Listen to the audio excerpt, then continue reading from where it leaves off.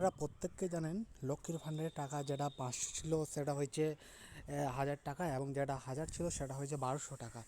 এবং বন্ধুরা, সেটা কবে থেকে বাড়বে তা নিয়ে তোমাদের সাথে একটা তথ্য ছোটোখাটো একটা ভিডিও করছি। তো বন্ধুরা, এই চ্যানেলটা যদি তোমাদের ভালো লাগে তো অবশ্যই লাইক করো। বন্ধুরা, এখানে একটা তথ্য উঠে এসেছে, লক্ষ্মীর ভাণ্ডার প্রকল্পে এবার পাবেন 1000 ও 1200 টাকা করে। কারা কারা পাবেন, কবে থেকে পাবেন, জানুন বিস্তারিত।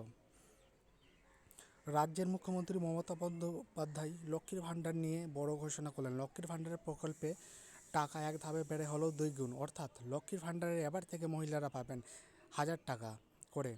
দিল্লির দখলের লড়াই নামার আগে বাংলার মা বোনেদের মুখে হাসি ফোটালো রাজ্য সরকার।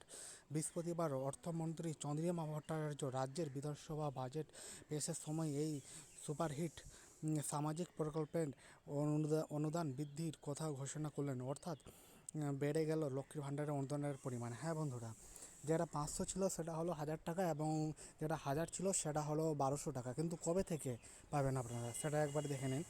এটা এখানে স্পষ্টভাবে বলছে, লক্ষ্মীর ভাণ্ডারের নতুন নিয়ম। লক্ষ্মীর ভাণ্ডারে এই বর্ধিত ভাতার টাকা 1 এপ্রিল 2024 থেকে কার্যকরী হবে। হ্যাঁ, 1 এপ্রিল মানে পয়লা এপ্রিল থেকে কার্যকরী হবে, যা বাংলার মহিলারা মে মাস থেকে টাকা হাতে পাবেন।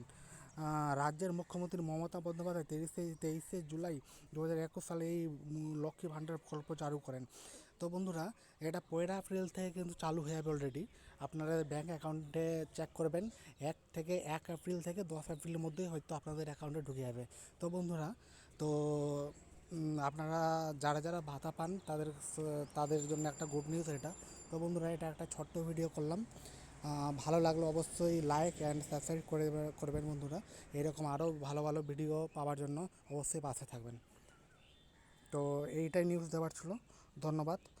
ভালো লাগলো অবশ্যই লাইক করবেন।